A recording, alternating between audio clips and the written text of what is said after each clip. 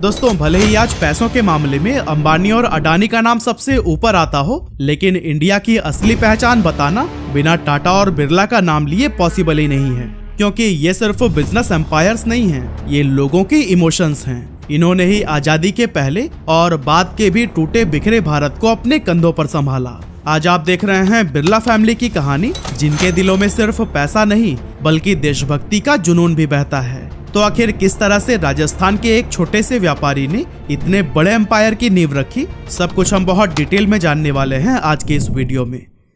तो दोस्तों, बिरला ग्रुप की इस कहानी की शुरुआत होती है सेठ शोभाराम से, जो कि राजस्थान के पिलानी में एक छोटे से व्यापारी थे और सिर्फ उतना ही कमा पाते थे जिसमें उनके परिवार का गुजारा हो सके। 1840 में इनके बेटे ने जन्म लिया, जिसका नाम रखा गया शिवनारायण बिरला।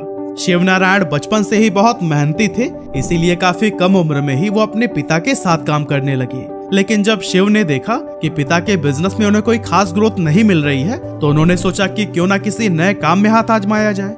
पर कौन सा बिजनेस, ये अब भी उनके लिए एक बड़ा सवाल बना हुआ था। और तभी उनकी ये खोज कॉटन के बिजनेस पर जाकर रुकी, क्योंकि उस समय बाहरी देशों में इसकी खूब डिमांड हुआ करती थी और ब्रिटिशर्स भी भारत से काफी भारी मात्रा में कच्चा माल खरीदकर एक्सपोर्ट किया करते थे। ऐसे में इस मौके का फायदा उठाने के लिए शिवनारायण बिरला ने भी पिलानी में कॉटन बिजनेस की शुरुआत कर दी। लेकिन फिर उन्हें बहुत जल्द समझ आ गया कि उनके इस बिजनेस आइडिया में एक बहुत बड़ी खामी है। असल में उन्हें कच्चे माल को ऊंट पर लादकर पिलानी से अहमदाबाद पोर्ट तक ले जाना पड़ता था, जहां उसकी सफाई करके उसे दूसरे देशों में एक्सपोर्ट कर दिया जाता था। अब एक तो इन दोनों लोकेशंस के बीच का डिस्टेंस काफी ज्यादा था, और दूसरा कई बार ऐसा भी होता था कि कोई सवारी न मिलने की वजह से उन्हें पैदल यात्रा करनी पड़ती थी। और फिर इन्हीं सभी प्रॉब्लम्स को देखते हुए उन्होंने सोचा कि कॉटन बिजनेस के साथ साथ उन्हें कोई और भी काम करना चाहिए। इसी बीच उनकी नजर अफीम के बिजनेस पर पड़ी, क्योंकि उस समय अंग्रेज इंडिया में अफीम की खेती करके इसे चाइना में बहुत महंगे दामों पर बेचते थे। अब शिवनारायण बिरला ने अफीम का व्यापार करने का तो मन बना लिया, लेकिन उन्हें रियलाइज हुआ कि अगर वो ब्रिटिशर्स को इसे बेचते हैं तो फिर ज्यादा प्रॉफिट नहीं कमा पाएंगे। इसीलिए उन्होंने कुछ विश्वसनीय लोगों की एक टीम बनाई और अपने माल को सीधे चाइना में एक्सपोर्ट करने का डिसीजन लिया। हालांकि इस बिजनेस में भी उन्हें उसी समस्या का सामना करना पड़ा जो कि उन्होंने कपास के बिजनेस में देखी थी। असल में उनके आसपास कोई पोर्ट नहीं था, जिसकी वजह से अफीम की सप्लाई के लिए उन्हें बार बार मुंबई जाना पड़ता था, और यह लॉन्ग जर्नी उनके प्रॉफिट मार्जिन को काफी कम कर देती थी। इस प्रॉब्लम को सॉल्व करने के लिए साल 1863 में शिवनारायण ने अपने पूरे बिजनेस को बॉम्बे में शिफ्ट करने का फैसला किया। और फिर जैसा उम्मीद था, यहाँ शिफ्ट होने के बाद से उनके व्यापार ने तेजी पकड़ ली और शिवनारायण ने खूब प्रॉफिट कमाया। इसके कुछ समय बाद उन्होंने बॉम्बे के अंदर ही एक कॉटन ट्रेडिंग हाउस की शुरुआत की, जिसका नाम रखा गया शिवनारायण बलदेव दास ट्रेडिंग हाउस। अब दोस्तों, शिवनारायण का तो आपको समझ आ रहा होगा, लेकिन ये बलदेव दास कौन थे? असल में बलदेव दास शिवनारायण के गोद लिए हुए बेटे थे, जिन्हें उन्होंने अपने वारिस के रूप में अपनाया था। और फिर जब शिवनारायण खुद बूढ़े हो गए, तब 1880 के शुरुआत में उन्होंने अपना सारा बिजनेस बलदेव दास को सौंप दिया। और फिर उन्होंने भी अपनी रिस्पॉन्सिबिलिटीज को काफी अच्छे से निभाते हुए 1887 में एक और ट्रेडिंग हाउस की शुरुआत की, जिसका नाम रखा गया था बलदेव दास जुगल किशोर। और दोस्तों, यही ट्रेडिंग हाउस बिरला फैमिली के बिजनेस एम्पायर का फाउंडेशन बना।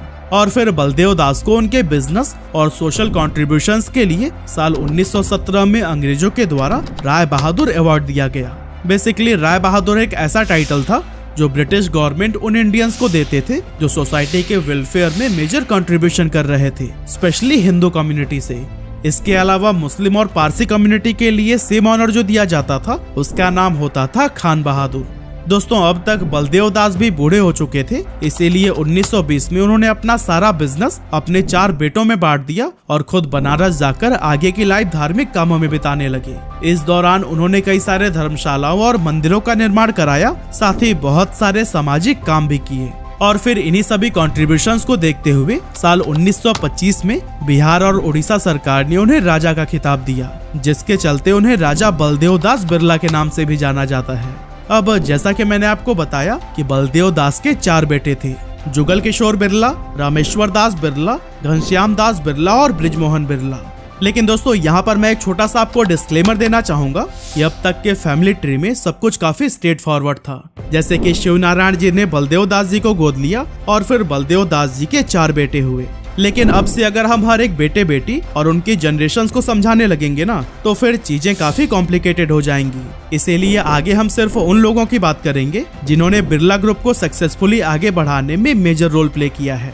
हमारा मकसद किसी भी फैमिली मेंबर को ठेस न पहुंचाकर सिर्फ स्टोरी को सिंपल रखना है। अब दोस्तों, बलदेव दास जी के 4 बेटों में घनश्याम दास यानी कि जेडी बिरला और बृजमोहन बिरला ही सबसे ज्यादा सक्सेसफुल रहे। इसीलिए सबसे पहले हम जेडी बिरला जी के फैमिली के कुछ मोस्ट इम्पोर्टेंट मेंबर्स को जानने वाले हैं। अब वैसे तो वीडियो में आगे हम यह भी जानेंगे कि कैसे बिरला परिवार के सदस्यों ने अपनी देशभक्ति की सोच और स्मार्ट इन्वेस्टमेंट के जरिए अपने एम्पायर को बुलंदियों तक पहुंचाया। लेकिन अगर आप आज के मौजूदा हालात में अपने पैसों को तेजी से बढ़ाना चाहते हैं तो फिर क्रिप्टो इन्वेस्टमेंट एक अच्छा ऑप्शन हो सकता है। यूएस इलेक्शंस के चलते क्रिप्टो ने ऑल टाइम हाई टच किया है और एक्सपर्ट्स का मानना है कि यह मोमेंटम और भी ऊपर जा सकता है। लेकिन सवाल यह है कि क्रिप्टो में इन्वेस्ट करने के लिए कौन सा प्लेटफॉर्म सबसे सेफ और सिक्योर होगा। आई थिंक भारत के सबसे बड़े क्रिप्टो एक्सचेंज क्वाइंस्विच के साथ आपको इन्वेस्टमेंट करना चाहिए, जहां आपको मिलती है लोवेस्ट फी, 350 प्लस कॉन्ट्रैक्ट्स और 25x तक का लेवरेज। मतलब कि अगर आपके पास 1000 रुपए है तो फिर आप 25,000 तक का ट्रेड कर सकते हैं। प्लस अगर आप फ्यूचर ट्रेडिंग में नए हैं तो पहले 15 दिनों के लिए मिलता है 100% free rebate. CoinSwitch financial intelligence unit of India से रिकॉग्नाइज्ड है और 2 करोड़ से ज्यादा यूजर्स ने इस प्लेटफॉर्म पर अपना भरोसा दिखाया है। और हाँ, इसका एक और जबरदस्त फीचर है स्मार्ट इन्वेस्टमेंट। आपको बस अपना पैसा इन्वेस्ट करना है और यह ऑटोमेटिकली ग्रो होगा अश्योर्ड प्रॉफिट्स के साथ। मतलब कि आप सोते सोते भी पैसे कमा सकते हैं। और सबसे अमेजिंग बात, क्वाइंस्विच अब दे रहा है 1% कैशबैक और पहले 30 दिनों के लिए 0 ट्रेडिंग फी। तो फिर देर किस बात की, मैंने डिस्क्रिप्शन में लिंक दिया है, क्वाइंस्विच को अभी डाउनलोड करिए। घनश्याम दास यानी कि जेडी बिरला जब हाई स्कूल से निकले तो उनके पिता ने उन्हें कोलकाता बुला लिया और बिजनेस के गुर सिखाने लगे। उस टाइम पर कोलकाता दुनिया का सबसे बड़ा जूट प्रोड्यूसिंग एरिया था। जेडी बिरला ने शुरुआत में वहां जूट ब्रोकर के रूप में काम किया, लेकिन 1919 में उन्होंने अपने फैमिली के ट्रेडिशनल बिजनेस को छोड़ने का एक बड़ा फैसला लिया और फिर Birla jute manufacturing company limited की शुरुआत की। इस तरह से बिरला परिवार भारत का पहला इंडस्ट्रियलिस्ट फैमिली बना जिनके पास अपना खुद का जूट मिल था। हालांकि इस मिल की शुरुआत के साथ ही उनकी मुश्किलें भी बढ़ती चली गईं, क्योंकि उस टाइम इंडिया की ज्यादातर इंडस्ट्रीज पर ब्रिटिश मर्चेंट्स का कब्जा था और ब्रिटिश सरकार की पॉलिसीज यूरोपियन मर्चेंट्स को ही ज्यादा बढ़ावा देती थी। इस वजह से जेडी बिरला को काफी सारे प्रॉब्लम्स का भी सामना करना पड़ा। ब्रिटिश और स्कॉटिश मर्चेंट्स ने कई सारे अनएथिकल तरीकों से उनके बिजनेस को रोकने की भी कोशिश की, लेकिन जेडी बिरला ने अपने हौसलों से इन सभी चुनौतियों को ही पार किया। और फिर जब वर्ल्ड वॉर 1 शुरू हुआ तो उनके जूट बिजनेस को भी काफी प्रॉफिट हुआ, क्योंकि ब्रिटिश और अलाइड फोर्सेस लॉजिस्टिक्स के लिए जूट की बोरियों का इस्तेमाल करते थे, जिससे जूट की डिमांड बहुत ज्यादा बढ़ गई। 1924 में जेडी बिरला ने हिंदुस्तान टाइम्स अखबार की शुरुआत की ताकि इंडिपेंडेंस स्ट्रगल के टाइम भारतीय लोगों की आवाज को मजबूती से उठाई जा सके। 1926 में जेडी बिरला ब्रिटिश इंडिया की केंद्रीय विधानसभा के सदस्य चुने गए, जहां उन्होंने भारतीयों के हितों को मजबूती से पेश किया। इसके अलावा 1932 में महात्मा गांधी के साथ मिलकर उन्होंने हरिजन सेवक संघ की स्थापना की, जो कि उस टाइम का एक बहुत ही इम्पोर्टेंट सोशल इनिशिएटिव था। इस संघ के फाउंडिंग प्रेसिडेंट के रूप में जेडी बिरला ने समाज के कमजोर वर्गों के लिए काफी सारा काम किया। इसके बाद आया साल 1942, जब जेडी बिरला ने हिंदुस्तान मोटर्स की नींव रखी। जी हाँ, वही हिंदुस्तान मोटर्स जिसकी एम्बेसडर कार ने कई डेकेड्स तक भारत के सड़कों पर राज किया। और दोस्तों, जेडी बिरला साहब यहीं पर नहीं रुके, बल्कि क्विट इंडिया मूवमेंट के दौरान उन्होंने महसूस किया कि भारत को एक ऐसे बैंकिंग सिस्टम की जरूरत है जो कि पूरी तरह से इंडियन कैपिटल और मैनेजमेंट के तहत काम करे, क्योंकि उस समय सभी बैंक्स ब्रिटिशर्स के कंट्रोल में थे और भारतीयों की बैंकिंग नीड्स को लेकर उनकी पॉलिसीज भी अच्छी नहीं होती थी। और फिर इन्हीं सभी प्रॉब्लम्स का ही सोल्यूशन निकालने के लिए जेडी बिरला ने 1943 में यूनाइटेड कॉमर्शियल बैंक लिमिटेड यानी कि यूको बैंक की शुरुआत की, ताकि ये इंडियन एंटरप्रेन्योर्स, बिजनेसमैन और आम जनता की जरूरतों को ध्यान में रखते हुए काम करे। इसके बाद से आया 1947, जब अपने देश को इन अंग्रेजों से आजादी मिल गई। और फिर इसके जस्ट बाद जेडी बिरला ने ग्रासिम इंडस्ट्रीज की शुरुआत की। अब क्योंकि उस समय देश में टेक्सटाइल इंडस्ट्री के लिए कपास की कमी एक बड़ी समस्या बन गई थी, इसी चैलेंज को ही काउंटर करने के लिए जेडी बिरला ने एक इनोवेटिव कदम उठाया और फिर मैन मेड फाइबर के प्रोडक्शन की शुरुआत की, जिससे कि कपास की डिपेंडेंसी काफी कम हो गई। ग्रासिम इंडस्ट्रीज ने विस्कोस स्टेपल फाइबर के प्रोडक्शन पर ध्यान दिया, जिसे कि कपास का एक अच्छा सब्स्टिट्यूट माना जाता है। इस फाइबर ने न सिर्फ इंडियन टेक्सटाइल इंडस्ट्री को एक नया ऑप्शन दिया, बल्कि अफोर्डेबल होने के चलते इसने टेक्सटाइल सेक्टर को एक नई मजबूती दी। जैसे जैसे टाइम आगे बढ़ा, जेडी बिरला ने जूट और टेक्सटाइल्स के अलावा चाय के बागान, cement, chemical, steel, tube, aluminium और इसी तरह के कई सारे कोर सेक्टर्स में अपने बिजनेस को एक्सपैंड किया। और फिर उनकी इन्हीं कोशिशों ने ही धीरे धीरे एक बड़े बिरला एम्पायर की नींव रखी। लेकिन उनका यह सफर सिर्फ नए नए वेंचर्स तक ही सीमित नहीं था, बल्कि उन्होंने अपनी सोशल रिस्पॉन्सिबिलिटीज को भी पूरे दिल से निभाया। उन्होंने कई इंस्टीट्यूशंस को एस्टेब्लिश किया और कई सारे नए इनिशिएटिव स्टार्ट किए। फॉर एग्जाम्पल, राजस्थान में जेडी बिरला ने एक प्राइमरी स्कूल की शुरुआत की, जो कि आगे चलकर बिरला एजुकेशन ट्रस्ट का हिस्सा बना।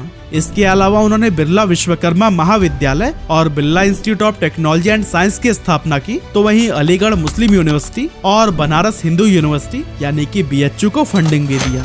यही नहीं, उन्होंने कई सारे टेम्पल्स, प्लेनेटेरियम और हॉस्पिटल्स की भी शुरुआत की थी। लेकिन 11 जून 1983 को जेडी बिरला का निधन हो गया, जिसके बाद बिजनेस की जिम्मेदारियां इनके बेटों पर आ गई। अब दोस्तों, जेडी बिरला ने 2 शादियां की थी और दोनों पत्नियों से उन्हें कुल 3 बेटे हुए, जिनके नाम और शायद फोटो भी आप अपने स्क्रीन पर देख सकते हैं। लेकिन जेडी बिरला के इस विशाल एम्पायर को आगे बढ़ाने में सबसे नोटिसेबल पर्सन थे उनके पोते आदित्य विक्रम बिरला। सबसे पहले आदित्य ने अपने केमिकल इंजीनियरिंग की पढ़ाई का इस्तेमाल करके ईस्टर्न स्प्रिंग मिल्स से कपड़े का व्यापार शुरू किया और अपने इस कदम से उन्होंने परिवार के डूबते हुए टेक्सटाइल बिजनेस में फिर से जान डाल दी। अब दोस्तों, जब ग्लोबलाइजेशन का सोच भारत में बिल्कुल नया था, उस समय इन्होंने इंटरनेशनल मार्केट में एंटर किया था और अपने इंडियन बिजनेस को ग्लोबल लेवल पर पहचान दिलाई। और दोस्तों, आदित्य विक्रम बिरला के लीडरशिप में बिरला ग्रुप ने सीमेंट, एल्यूमिनियम, टेक्सटाइल और टेलीकॉम जैसे कई सारे सेक्टर्स में रिमार्केबल ग्रोथ हासिल की। यही वजह है कि आदित्य विक्रम बिरला का नाम देश के सबसे बड़े इंडस्ट्रियलिस्ट में लिया जाता है। लेकिन दुर्भाग्य से 1995 में जब आदित्य विक्रम बिरला सिर्फ 52 साल के थे, तब कैंसर की वजह से उनका निधन हो गया, जिसके बाद सारे कारोबार की जिम्मेदारी उनके बेटे कुमार मंगलम बिरला के कंधों पर आ गई। कुमार मंगलम बिरला उस समय सिर्फ 28 साल के थे, लेकिन फिर भी उन्होंने इस विशाल बिजनेस एम्पायर को बहुत ही समझदारी से चलाया। कुमार मंगलम बिरला ने आदित्य बिरला ग्रुप के लिए 40 से भी ज्यादा सफल एक्विजिशंस किए हैं, जो कि किसी भी इंडियन मल्टीनेशनल कंपनी के द्वारा किए गए एक्विजिशंस में सबसे ज्यादा है। आज आदित्य बिरला ग्रुप 36 देशों में कारोबार कर रहा है और इनके रेवेन्यू का 50% से भी ज्यादा ओवरसीज ऑपरेशन से आता है। इस ग्रुप ने अपनी प्रेजेंस को कई सारे सेक्टर्स में स्टैब्लिश किया है, जैसे कि mining, textile, financial services, telecommunication, FMCG, chemicals, carbon black, pharmaceutical, real estate और construction. Aditya Birla fashion and retail के अंडर कई सारे पॉपुलर ब्रांड्स जैसे कि Louis Philippe, Van Heusen, Allen Solly, Reebok और पीटर इंग्लैंड आते हैं, जो कि इंडियन के साथ साथ इंटरनेशनल कंज्यूमर्स के बीच भी बेहद पसंद किए जाते हैं। कुमार मंगलम बिरला के 3 बच्चे हैं, अनन्या बिरला, आर्यमन बिरला और अद्वतेशा बिरला। उनकी एक बेटी अनन्या बिरला ने सिर्फ 17 साल की उम्र में स्वतंत्र माइक्रोफिन प्राइवेट लिमिटेड नाम की एक ऑर्गेनाइजेशन की शुरुआत की थी, जो कि गांव देहातों में रहने वाली कामकाजी महिलाओं को अपना बिजनेस शुरू करने के लिए बहुत ही लो इंटरेस्ट रेट पर छोटे छोटे लोन्स प्रोवाइड करता है। और इस स्टार्टअप को कई सारे अवार्ड्स भी मिल चुके हैं। एंटरप्रेन्योर के अलावा अनन्या बिरला एक सिंगर और सॉन्ग राइटर भी हैं और इनके कई सारे सॉन्ग्स भी काफी पॉपुलर हैं। लेकिन चलिए दोस्तों, अब हम बात करते हैं कुमार मंगलम के बेटे आर्यमन बिरला की, जो कि बिजनेसमैन होने के साथ साथ इंडियन क्रिकेटर भी हैं। साल 2023 में आर्यमन को Aditya Birla fashion and retail का डायरेक्टर बनाया गया। इसके अलावा ये Grasim industries, Aditya Birla management corporation limited और आदित्य बिरला ग्रुप में भी डायरेक्टर का पोजीशन होल्ड करते हैं। अब दोस्तों, यह तो बात हुई घनश्याम दास बिरला यानी कि जीडी बिरला के फैमिली ट्री की। लेकिन चलिए अब हम बात करते हैं बृजमोहन बिरला जी के वंश की, जो कि आज के टाइम पर सीके बिरला ग्रुप के नाम से बिजनेस करता है। बृजमोहन बिरला बेसिकली शुरू में अपने भाई जुगल किशोर के साथ मिलकर मिर्च मसाले, चीनी और इंश्योरेंस का बिजनेस करते थे, लेकिन जुगल किशोर का कोई बेटा नहीं था, इसीलिए कुछ साल काम करने के बाद उन्होंने अपना बिजनेस बृजमोहन को ही सौंप दिया। बृजमोहन अपने समय से काफी आगे की सोच रखने वाले इंसान थे। उनके लिए व्यापार का पर्पस सिर्फ मुनाफा कमाना नहीं, बल्कि समाज को एम्पावर करना और नई पीढ़ी को एक बेहतर फ्यूचर देना था। इसी सोच के साथ ही उन्होंने एजुकेशन को अपनी लेगेसी का एक इम्पोर्टेंट हिस्सा बना लिया। उन्होंने अपने बेटे गंगा प्रसाद बिरला को बिजनेस में उतारने की बजाय उनकी पढ़ाई पर जोर देने का फैसला लिया और यही वजह था कि गंगा प्रसाद बिरला परिवार के सबसे पहले ग्रेजुएट बने। अब दोस्तों, बृजमोहन चाहते थे कि शिक्षा सिर्फ कुछ गिने चुने परिवार तक सीमित न रहकर समाज के हर तबके तक पहुंचे। इसीलिए उन्होंने बिरला इंस्टीट्यूट ऑफ टेक्नोलॉजी यानी कि BIT मेसरा की स्थापना की।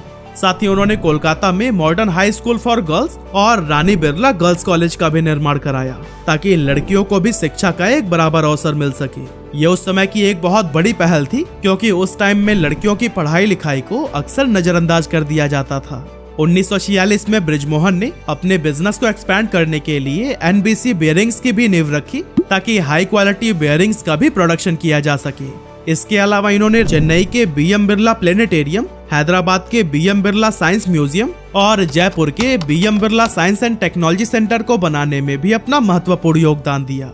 बृजमोहन के बाद से उनके बेटे गंगा प्रसाद बिरला ने भी पिता की तरह ही बिजनेस, एजुकेशन और हेल्थ केयर हर एक एरिया में इम्पोर्टेंट काम किए।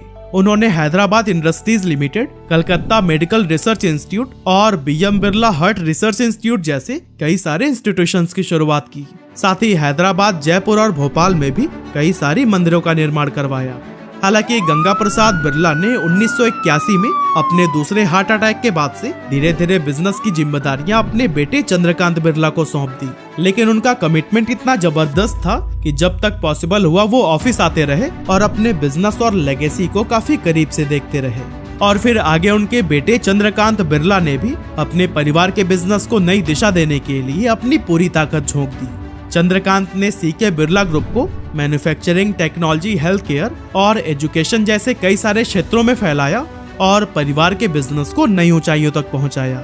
आज CK बिरला ग्रुप के under Avtec, HIL, Neosym, Orient paper and industries, Orient cement और नेशनल इंजीनियरिंग इंडस्ट्रीज जैसी कई सारी बड़ी बड़ी कंपनियां आती हैं।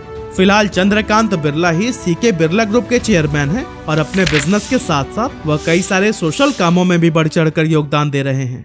अब दोस्तों, JD बिरला, बृजमोहन बिरला और जुगल किशोर बिरला के वंश के बारे में तो हम जान चुके हैं। रह गए रामेश्वर दास बिरला, तो फिर उनके वंश से आज के टाइम पर आते हैं यशोवर्धन बिरला, जो कि द यश बिरला ग्रुप के मालिक हैं। और दोस्तों, द यश बिरला ग्रुप के अंडर जो कंपनीज आती हैं उनके नाम आप अपनी स्क्रीन पर देख सकते हैं। तो दोस्तों, इस तरह से बिरला परिवार की हर एक पीढ़ी ने अपनी मेहनत और डेडिकेशन से बिरला ग्रुप को आज इस लेवल तक पहुंचाया है।